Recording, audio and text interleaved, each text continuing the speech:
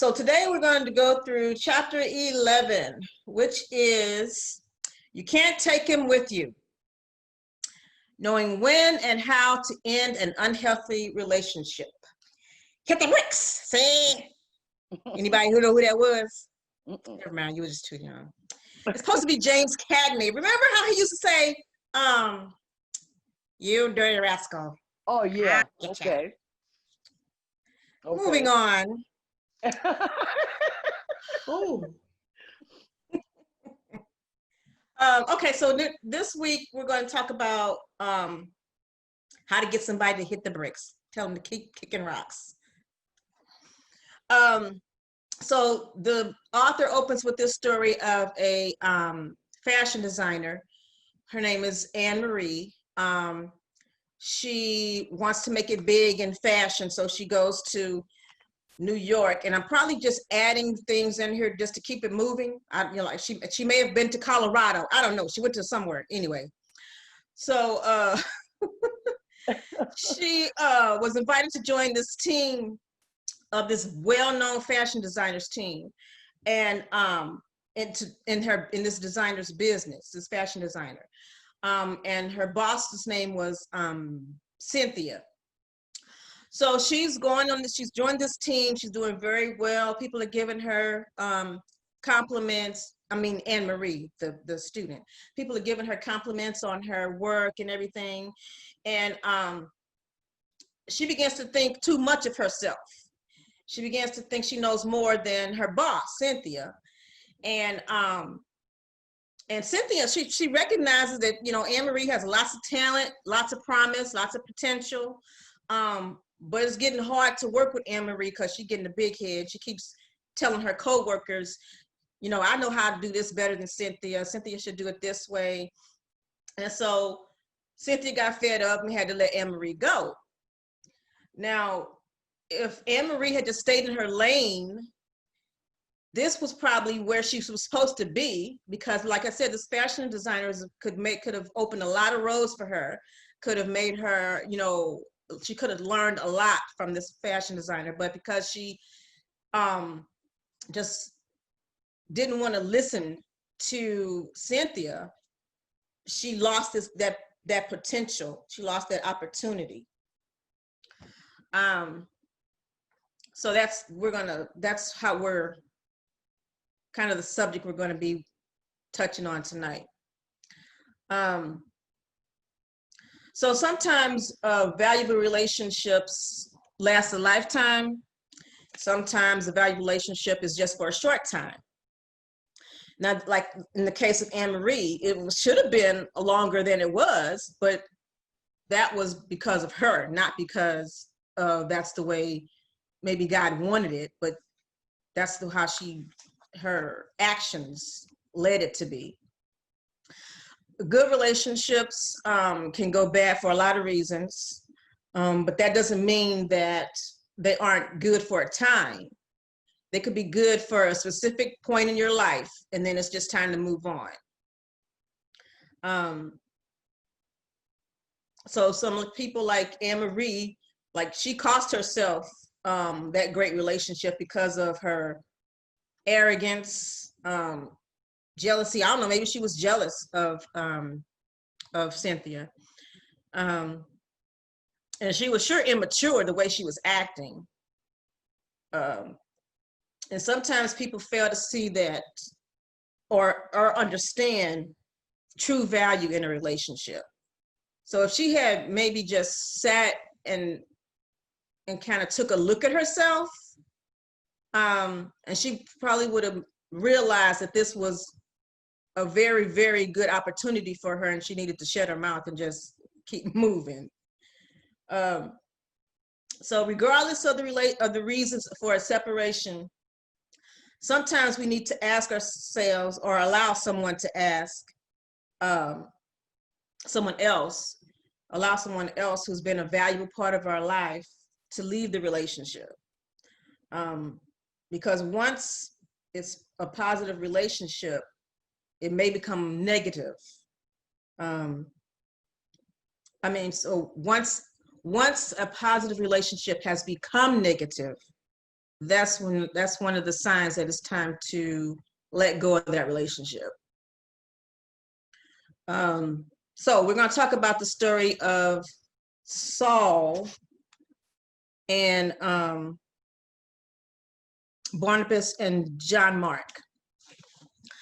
So who can run down that story for about with Saul and Barnabas and John Mark?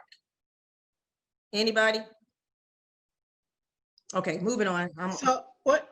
Saul? You mean Saul and Barnabas and John Mark?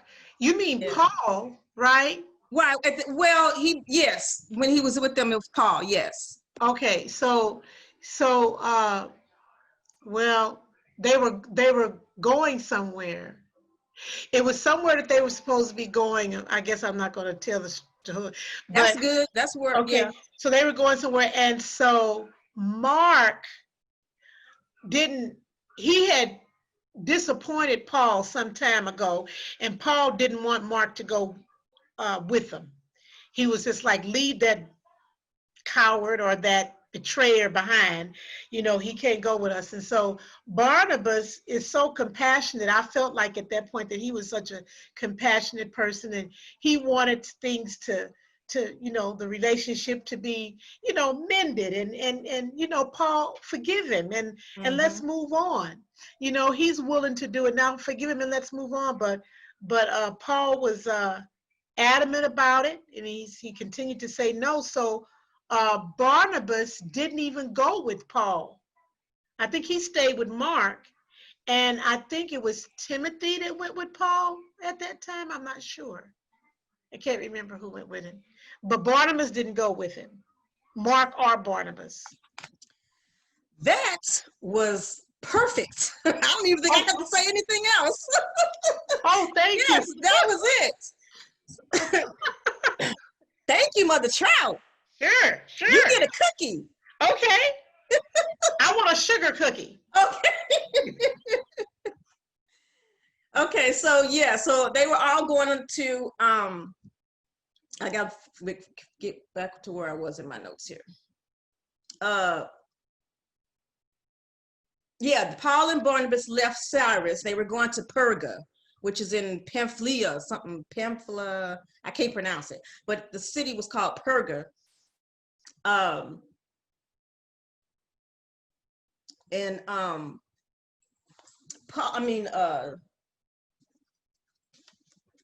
John Mark, right, he didn't go with them. And the author says that there's really nothing, or in the Bible, that says exactly what John Mark did. I mean, there are theories, but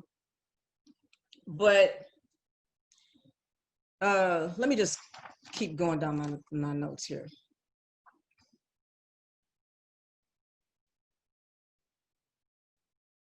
Okay, so Barnabas, when he took Saul, at the time he was called Saul, Barnabas took Saul under his wing. And Barnabas, his name means encourager. So Mother Trout, you're right. He wants to, take people and help them become become what they're supposed to become. So he had a great relationship with Saul. And they, in the early church in Antioch, they commissioned, or the church in Antioch commissioned Paul and Barnabas to ministry. So they sailed to Cyprus, and John Mark, Barnabas's cousin, went with them to help. So John Mark was present in the early days in Paul's ministry. But when Paul and Barnabas left Cyprus, John Mark didn't go. And in that verse, as Acts 13:13, the Message states it this way. It says, quote, "That's where John Mark called it quits and went back to Jerusalem." So there's a lot of theories about what actually happened between Paul and John Mark, but there's no solid conclusions of actually what happened. So John Mark was the one who left of his own choice, not theirs. He left. It was his choice. They didn't send him away, and only Paul and John Mark and maybe Barnabas actually know what really happened between them. So that's an example of a relationship that's coming to an end. The relationship between Paul and John Mark had came to a conclusion. And there's signs that you can observe that are clues when a relationship is about to be kind of resolved or needs to take another. Oh, I'm sorry, Mother Child, go ahead. So I think that, I mean, from what you're reading, it says that Mark called it quits or whatever and left. Mm-hmm. So I think that was in the message. I don't know what it, yeah. I think that this must be what happened when Paul got mad at him. Paul did get upset with John Mark. Yeah. And so what the time that I'm talking about is after that, I think, because Barnabas didn't go with Paul either. This is later on. I think that this might be a different that I was talking about. Yeah, later on, Paul goes somewhere else, but he stays with Barnabas and John Mark. Yes. Right. Yes. Okay. And I think Timothy was the one that went with Paul. But okay, I got you. That could be. Once I type this stuff up, y'all, I don't remember it until I go back. I'm sorry. Okay, forgive me. Okay, so there's 5 clues to know how relationship is going bad. So the first one is someone cannot accept a change in your status. Now, in the situation between Paul, Barnabas, and John Mark, in the beginning in their relationship, Barnabas was the leader. He was the mentor. Paul leaned on him because Barnabas was taking him under his wing.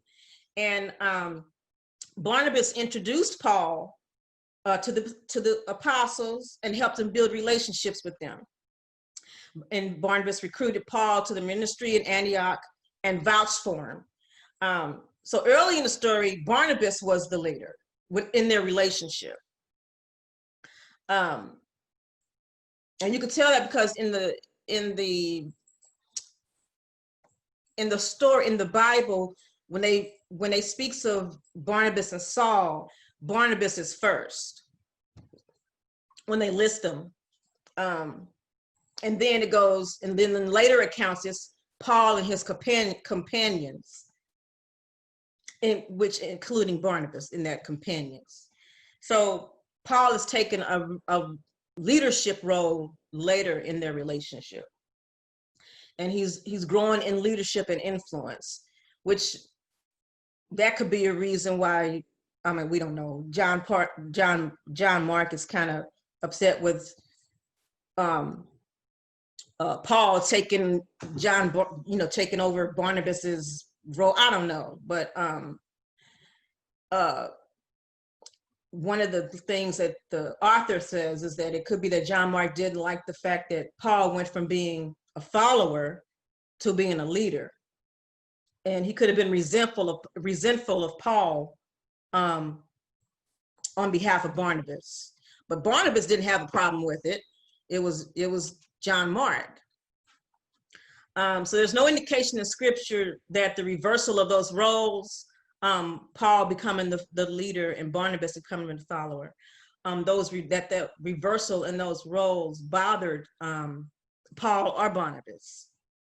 And it could be that John Mark didn't mind being in a relationship with Paul as long as he didn't overshadow Barnabas. So there are people in your life that you'll have a great relationship with as long as you remain in that certain role or certain pigeonhole. But as soon as you move out of that, they kind of back away from you, or they find the reasons not to hang around you. So if God's trying to elevate you and they don't want to go along with it or don't want to support you, that's another clue as to that relationship is kind of on shaky ground. The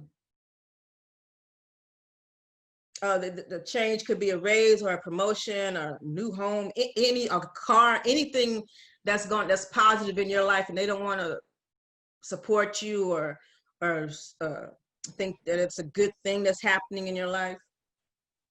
So when someone can't, yes, I'm sorry, I didn't see. No, you go ahead and finish that thought, and then I'll say. No, go ahead. I'm gonna just put a tick there. Go ahead.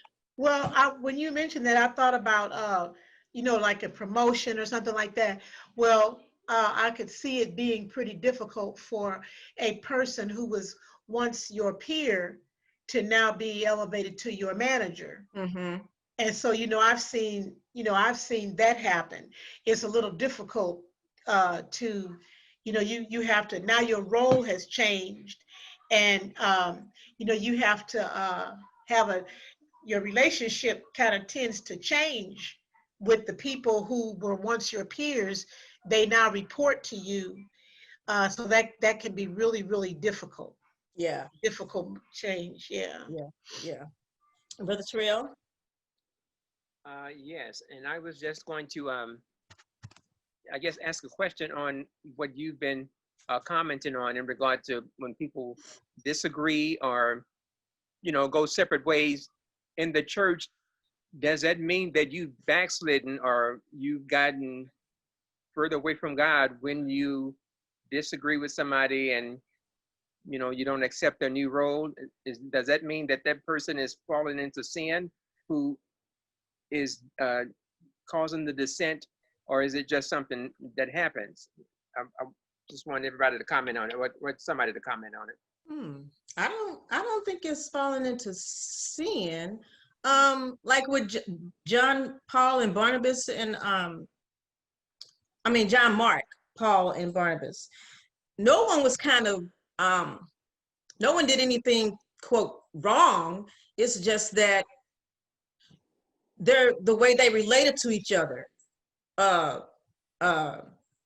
changed.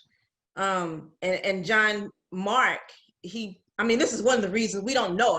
This could be one of the reasons why their relationship soured. But I don't think it's I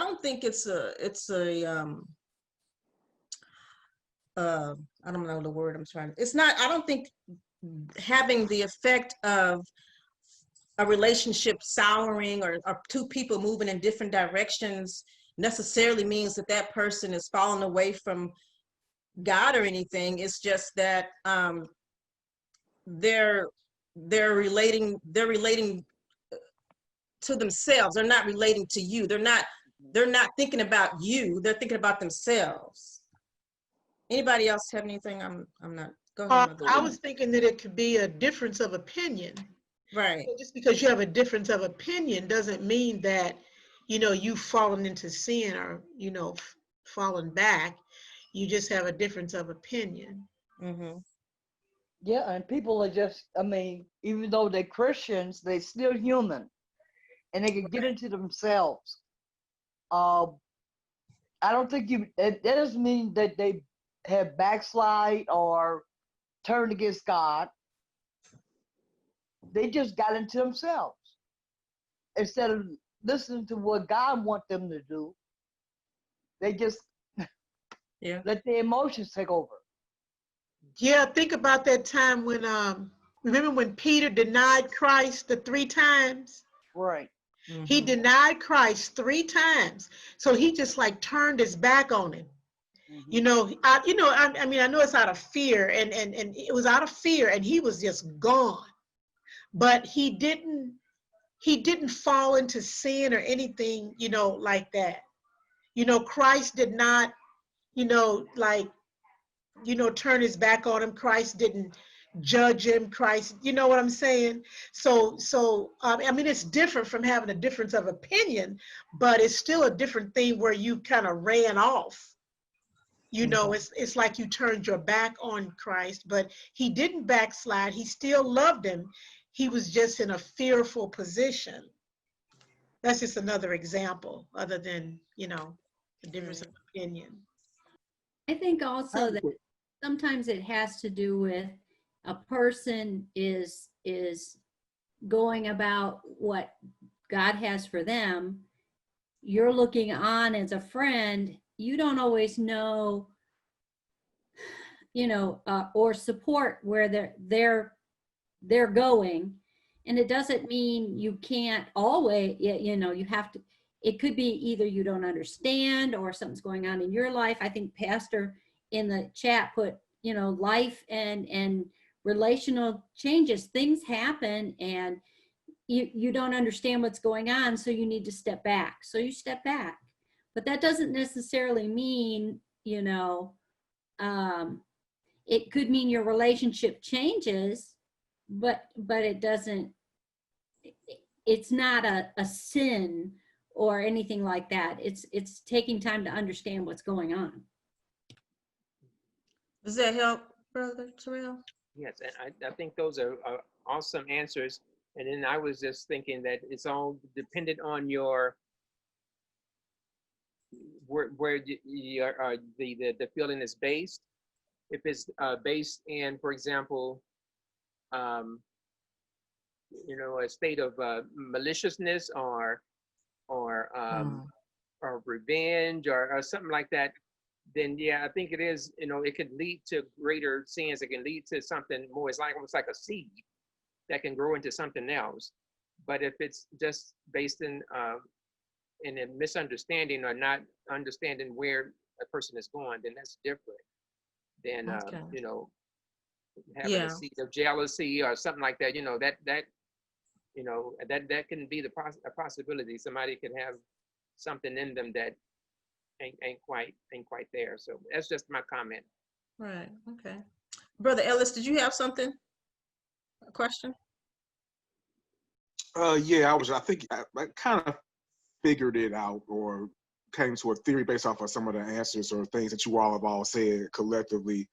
But it's funny when you had said that you were going into when y'all were going into the next series with it, which you actually cutting people out, coming from habits to actually cutting people out. I thought about the Paul and Barnabas thing, Oh, okay. and people always spiritually use that, to either to justify cutting people out of their life and how, when it's good or when it's not. And I was going to ask you, Marsha or Elder Cindy, is there anything that you all have read that kind of highlights when cutting a person out of your life is divine versus your own decision and what you should do it? Because you always worry, me breaking away from this person, is a divine intervention? Should I have more patience for them, or what is it?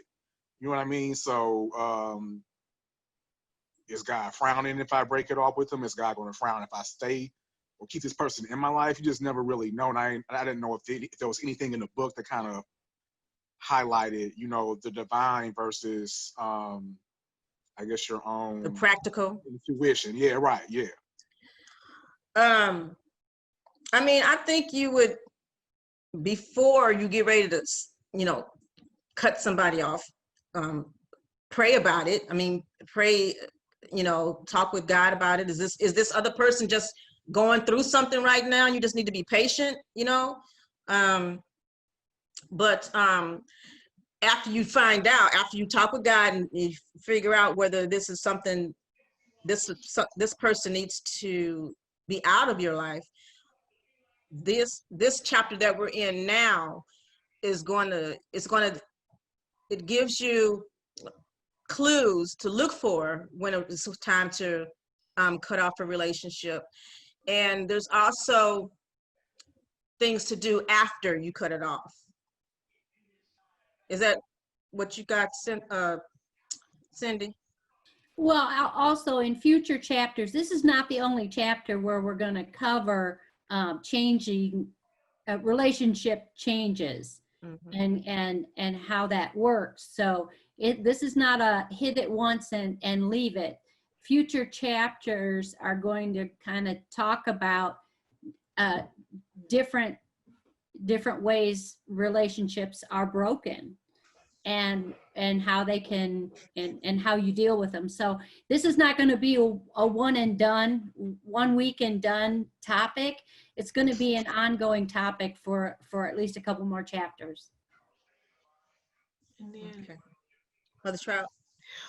yeah, I was thinking that what Brother Terrell just said about, it's like like the motive or what's in the heart when you you probably being a part of the decision being made to break the relationship. But in this case with Paul and Mark, whatever the reason, it does earlier on somewhere, it does talk about what Mark did. He that upset Paul, but later on, Paul does end up forgiving him. Mm-hmm. So they do end up reconciling, and everything. So Yeah.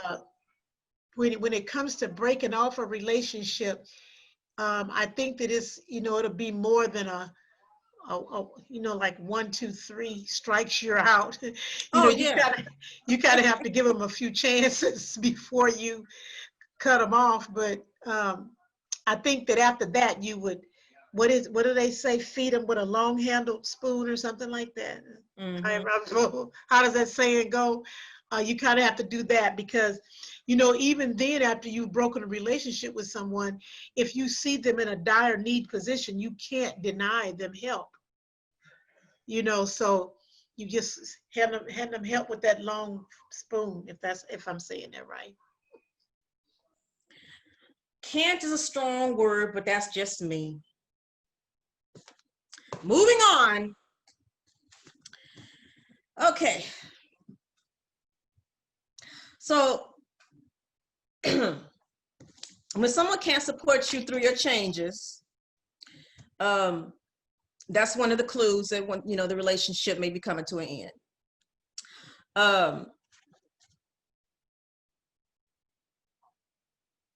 So here the author runs through a story at this point where he asked God to send him somebody in his ministry to be like a mentor, somebody to guide him, because he's starting this new church.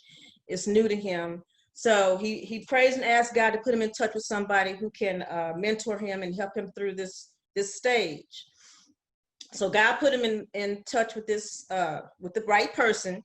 He prayed about it and God put him in touch with this right person. So over the next few months, we'll call him a leader. This leader took interest in the author's ministry.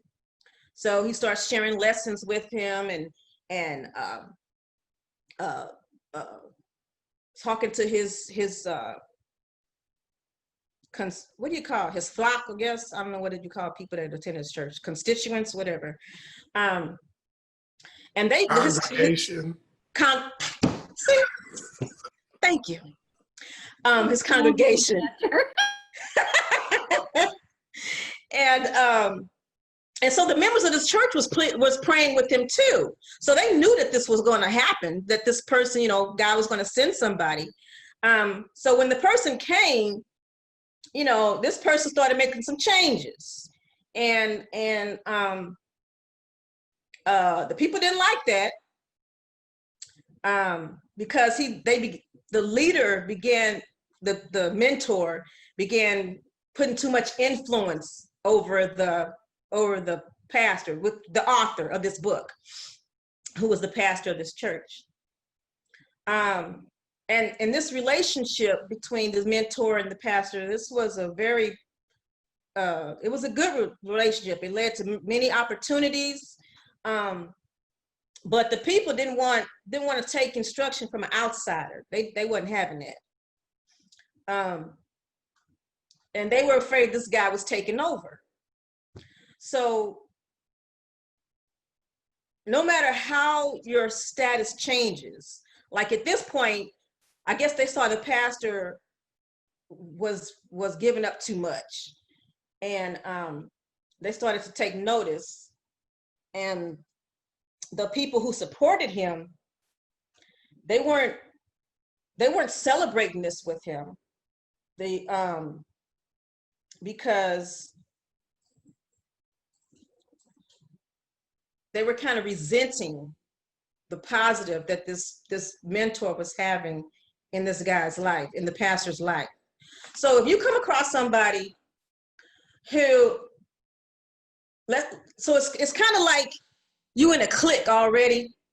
You're in a clique, like, you know, high school clique, and you get this new person out, an outsider coming in, trying to tell you how to behave and how to make yourself better, how to prove yourself. But the people that you hang around, they don't want you to improve yourself. They don't want you to go any higher. So when you get around people that are trying to hold you back, that's another clue that there may be something wrong with that relationship. Did anybody have any questions? Did you get what I was trying to say? Okay. So another clue as to how to know a relationship is going bad is when someone can't accept a change or direction in your life. So Paul, he was focused on teaching the Jews in the beginning, but later he started teaching the Gentiles, taking the message to the Gentiles. John Mark was loyal until Paul began preaching to the Gentiles. So it seems like John Mark only wanted to associate with, did I see somebody here? Okay.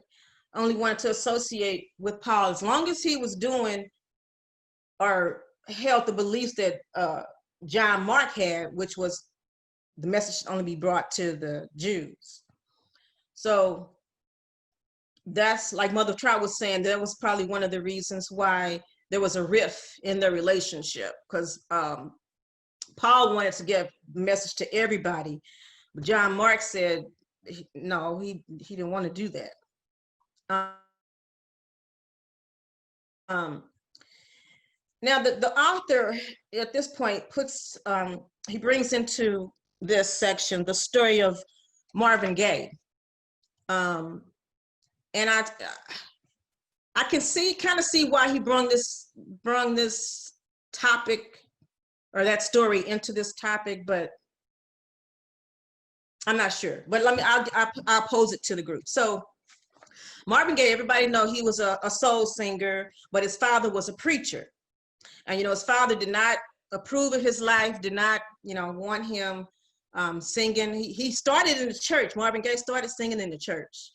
So his father was very disappointed when he started singing secular music, as they call it. So that the author thinks that was, and I mean, probably was one of the major reasons that there's tension in their relationship years later, which led to his father shooting him. His father ultimately killed Marvin Gaye. Now, the author brings this up to get you to think that at some point, okay, there was a good part of their relationship, the father, Marvin Gaye's father, and Marvin Gaye, and then there was a part where, you know, Marvin Gaye was trying to get in, one foot in the church, one foot out the church. Then he ultimately, then he ultimately just left altogether and started singing secular music. But at some point, there should have been a time where maybe him and his father should have just parted, you know, ways, long before it got to the point where his father had so much anger in him that he shot him. So I'm sure in those years, at some point, somebody should have just walked away. You know what I mean? So what do you guys think? That's why I think that's why he put this story in this section. That was in this relationship, there was something that said somebody got to let go. Any thoughts? Well, So I yeah, remember about Go ahead, Brother Ellis. you talking about the Marvin Gaye situation? Yes, yes. See, that was kind of from my, because I love Marvin Gaye, and of course I know that whole story front and back, but I always thought that it was because, well, and you brought up some good points, and maybe that's making me think about it another way too. But him and his father had gotten into a fight, and and Marvin had hit his father, and because his father felt that he was attacked, that's why he shot Marvin.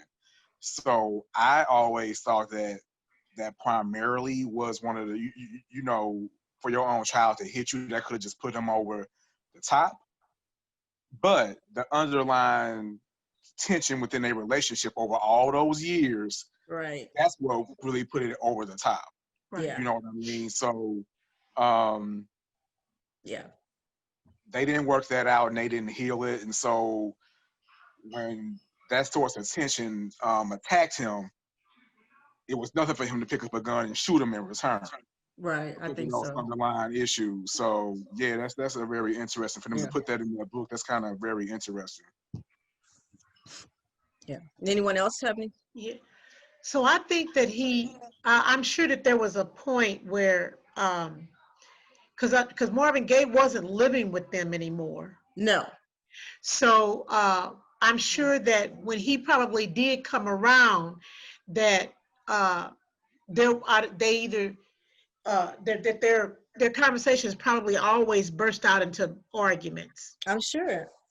And so when they burst out into arguments like that, then that's when, okay, we can't get along. So I'll just stop coming over. I'll come by, pick up mom and take her for a ride, or something like that, or we'll go out to eat or something like that, but I won't come in the house anymore. I think that at that point, that's when Marvin Gaye should have stopped just going over there in the house, because that tension did build up, and it just turned into something that was probably hate. Mm-hmm. So He was still living there, Mother Trial. He was living there. He was living He there? was. Yes, ma'am. He had moved back in with his parents to kind of recover from, his drug addiction demons. Oh. So, yeah, he was he moved in with them. And a lot of people feel like that was just it's funny how he did that to get away from those demons, but there was that same demon, He just moved on in the house with the thing, with the right. So issue. yeah, That's probably why he was drinking in the first place, because of the relationship between him and his father. And he was Oh, wow. he was living with them. He was Marvin Gaye was just a sad story. He had owed a lot of money, and he couldn't stay in his own home, so he was always in debt with the IRS. So yeah, he moved back with them, and why he did, I don't know, because knowing his relationship with his dad, I guess he felt like he had no choice, but he loved his mother too. So Right, Yeah. right. so we can kind of gather that, like Mother Trial was saying, he probably should have, not been around his father for, a while. Or since he was there, for that reason that he was trying to recover, you know how your father is. You know how he is. Right. So maybe you just have to just keep your mouth shut. I know it's hard because because you just never, you don't know what his father probably did or said that probably blew the whole thing up. You just don't know. But you got to remember that's still your father. So you have to, Yeah. in Okay, his Mother Trial. house, you in his house. So you have to respect it. I know. I'm We gonna sorry. disagree on that one, Mother Trial. I'm I'm just, like, he shouldn't have moved in there. He shouldn't have moved in there. He but got he friends. did. He could have found But somewhere he else to live. I'm did. sorry. Yeah, I would say he shouldn't have been there. But since he did move in there to recover, you're in there now. You and your father's relationship is very tense. So you just gonna have to be quiet. You are in his house, so you have to be quiet. That could have avoided the shot. That could have. Yeah, Brother and Terrell, then you have something? yeah. Oh, I'm sorry. I didn't want to stop Mother Trout. But Oh, yeah, I'm but what I sorry. was going- but what I was going to say is that some relationships are very difficult to break or to create the distance between, because like your parents or somebody that you've been close to your whole life. It's kind of difficult to separate. So I think that played a part in regard to them not being able to stay apart. And also I have an example just recently. I have a coworker who was shot to death by his own brother. I mean, they I guess grew up, they had like almost looked the same. When you look at them, put the picture, I guess, close side by side, they almost look alike. I mean, like twins, I guess. But yeah, they had a history of arguing, just like Marvin Gaye and his father. They always were into it, and I think it just popped off where the brother got so angry that he took a gun and shot him. Yeah, we just had his funeral maybe like 3 weeks ago. Yeah, I put that on the prayer list, to pray for the family of the guy who had passed away. But yeah, that's my take on it. Can y'all hear me? I hope y'all hear me okay. Yeah, I can hear you. Yep. Okay. Okay. All right. The third way to know if a relationship is going bad is if the person can't remain consistent and loyal when you're going through something, or when you're having stress or a challenge. This person can't be depended on. They always say they're going to do something. You trying to depend on this person, and they're never there for you. So when Paul, Barnabas, and John Mark traveled to Perga, they knew it was a dangerous place. It was full of thieves and robbers. It was a horrible place to go. But Paul and Barnabas, they wanted to go there. They were ready for it. John Mark, he left and went back to Jerusalem. And the author writes in here that some people said that John Mark left because he didn't have any courage. He wasn't brave enough to go with them. I don't know. So when Paul and Barnabas attended the Jerusalem Council in Jerusalem, they began to plan another journey, and to visit other churches and start churches. No, to visit the churches that they had already started. They want to go back to visit those churches. So Barnabas suggested that John Mark go with them, but Paul says no. So it's written that in the Bible, the word is used as departed. John Mark departed from them. But the word in the Greek that they use for that is apostasy, meaning to fall away.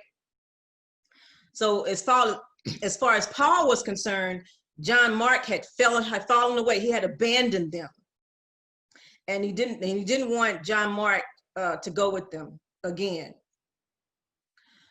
Paul knew that to progress and to have victory in this walk that they were doing, they needed the right people around them.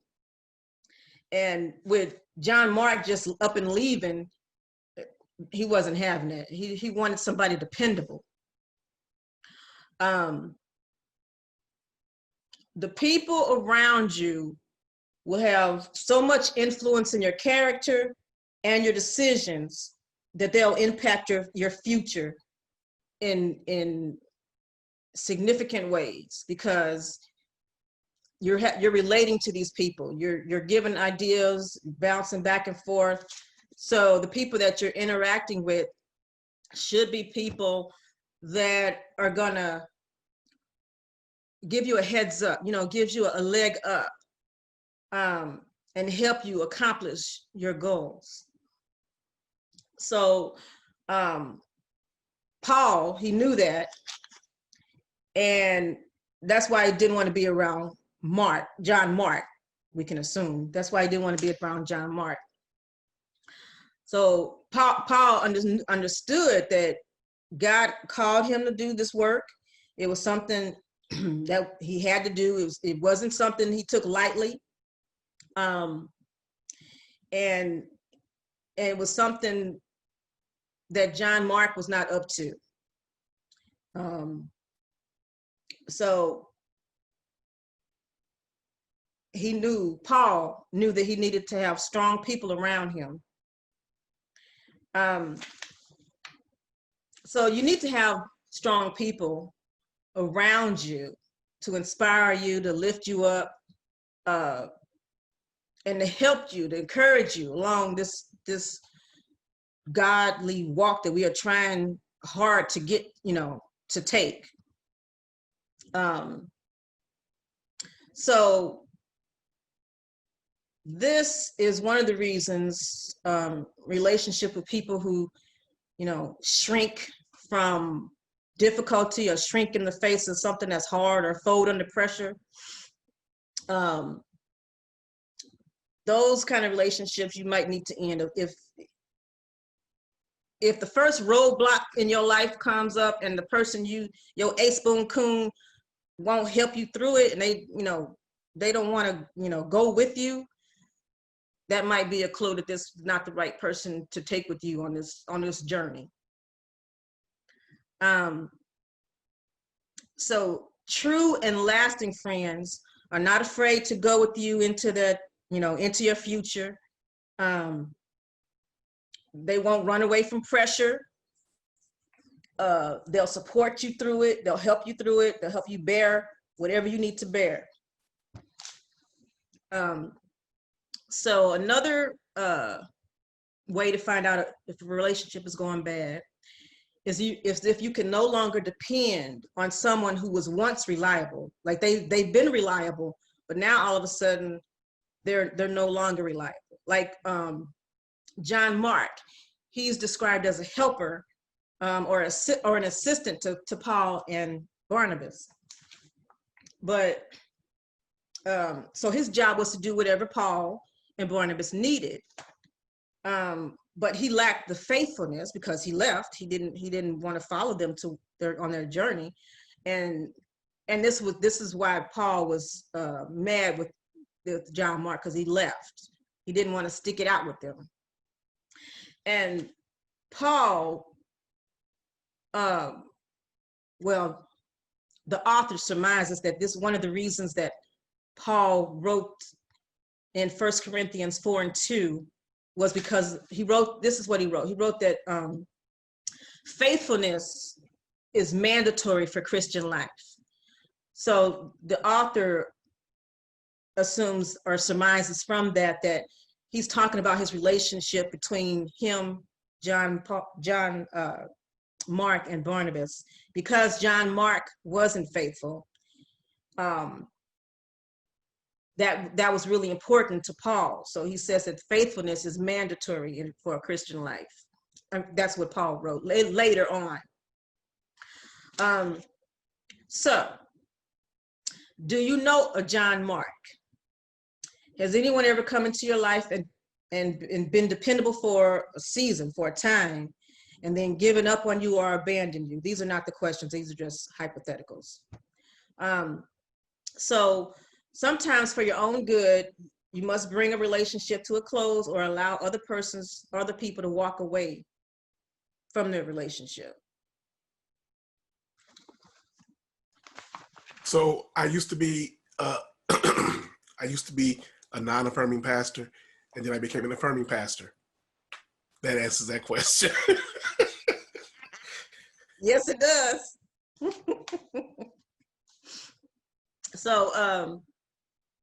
So this section talks about, who are you? Are you a Paul or are you a Barnabas? So Paul, the way he thought was that the ministry was too important and the work was too demanding to lean on someone who was once unreliable and could not be reliable again. You couldn't rely on John Mark. But Barnabas, he thought the work was a way or a venue where he could help John Mark. He could help John Mark achieve or help John Mark, be an encouragement to John Mark, and help John Mark. So like he helped Paul. And then, but in John Mark, Paul sees a liability, but Barnabas sees potential. So you see the difference. So are you a Paul or are you a Barnabas? And then in Paul's perspective, he's thinking, how can this person add value to where I'm going and what I'm doing? Barnabas' perspective is, how can I add value to this person? So, and we can be like a Paul and we can be like a Barnabas in different situations. If you're a Paul in this situation, you may be a Barnabas in another situation. Can I quickly just rephrase the author's characterization of Paul? Mm-hmm. I don't see Paul's reaction as being Paul looking at what Barnabas could do for him, what John Mark could do for him, but more so what John Mark could bring to the task that God had called him to, that God had called them to. Did I say it differently or something? Oh no, it's not like I thought when you were reading what the author said, I thought the author said that Barnabas was like, what can I bring to John Mark's life? Whereas Paul was like, what can John Mark bring to me, to my life? And for me, it wasn't so much that Paul was looking out for what he could get for him, for himself. Oh, yeah, it was more like what Paul was doing. Like Paul was trying to get this church going and Christian and get people's lives together. So that was his mission. That was what he was trying to do. So it was right. In his perspective, it was like, what can this person add value to what I'm doing, to what my mission is, to where I'm trying to go? Yeah, I can see already. Yeah, okay, I got it. Yes, Mother Trout. So I think I would hope that I would be the Barnabas all the time. I think that Paul was I think he was too quick, to judge Mark, and I think that he was holding a grudge. I think he was holding a grudge, and he was too quick to judge Mark, and that he forgot that the Lord didn't forget him in all of his craziness. He forgot all about the forgiveness that he received, and then just quickly judged Mark. So I really think Paul was wrong, but I'm glad that later on he made up with him. But, at that time, I really think he was wrong. But how many books of the Bible were written by Barnabas? I don't care. See? I don't care. I think that Barnabas was the most compassionate. Paul was just more dominant. His character, he probably pushed people out the way with his little short self. Oh, he was short, Mother Trout. How do you? Yeah, Paul was a little short thing. So now he got a Napoleon complex, huh? Right. Yeah, I think he probably did. I would offer personally that both of those vantage points are equally valid, that neither is bad and neither is good, and that they're both necessary. I agree. Yeah. All right, so what to do when you need to end a relationship? So you ask yourself, how should I think about this relationship? So be very clear. I'm sorry, real quick, 1 quick second before you go to the next section. Was there a law associated with this chapter? I don't think so. Okay. The end of the book stops using laws. Yeah. Okay. Thank you. Okay. So how should I think about this relationship? So if you're thinking about you needing to end a relationship, so be very clear about where God is leading you. Like I said before, be prayerful, and so be very clear about where God is leading you and why that requires the relationship to change. you have to understand and believe that just as God brought the person into your life, God will bring others into your life as well. So I think that's stands on it on. Be patient, be prayerful, be watchful. God will bring you other people that you need into your life, just like he brought this other person. This person was probably was there for a season. That season is over with. So it's time to move up a rung on the ladder. So what should I say if I'm entering a relationship? So be sincere and authentic, be honest, speak with love. But the need to be honest doesn't mean you have the right to hurt somebody's feelings or trample on their feelings. You can be honest to a point, but not, don't read them. Like tough love. Yes. That's what they call it, tough love. Right. Choose your words carefully. Be clear about where you are on your life's journey and what you need from this relationship. So clearly communicate why you need to make a change, and use phrases like, here's what I really need. Turn it on yourself. Don't make it about the other person. Don't assign blame. Take responsibility for your role in ending the relationship, and avoid calling attention to the other person's flaws. Share what you've learned from this relationship, and what you're grateful for. Be appreciative and thankful, and be specific. Create an opportunity for future reconciliation if appropriate. If you think, down the line you all can move past this or what.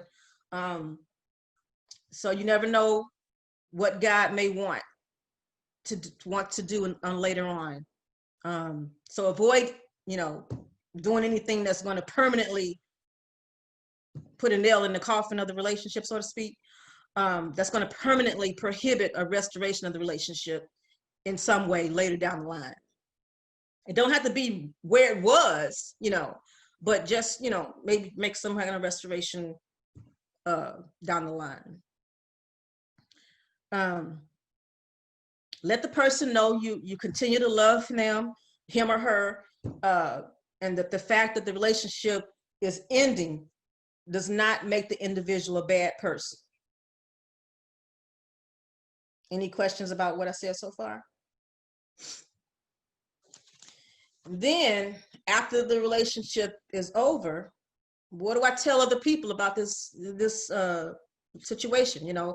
This person used to be around me all the time. Now they're no longer there. So, say as little as possible. Be positive about it. Be positive. Say like, yeah, we don't spend as much time together anymore, but I think, he's a great person. They're a great person. We just needed to go different directions. But I learned a lot from them. Acknowledge the change, but make that a minor point while you major on the positive points about the other person. So, and then the author notes here that the principle of loyalty, remember how previous chapter we talked about the law of loyalty? That applies in this situation. So you want to be loyal to, even though this relationship is over, you can still be loyal to this person. Somebody says something bad about them, down the line or whatever, you don't have to get on board with that, just because your relationship you're no longer a part of that person's life.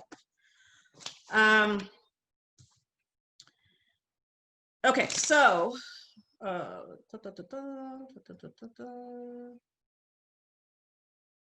so the rest of the story, Barnabas leaves Paul and he goes to help John Mark, like Mother Trout said, because he believes in him so much. So Barnabas believes so much in John Mark that he leaves Paul. But Paul, like Mother Trout says, he chooses a new person to go with, and that's Silas. And he goes on to co-author epistles. They both go on to co-author epistles together. Paul and John Mark eventually reconcile. And everyone ends up in the relationships they needed to be for their future. So even though, you know, at one point these people ended up going in different directions, that's where they were supposed to go. So I'm going to stop there. I won't go through the questions because we're past time. So are there any insights, any questions, thoughts, theories?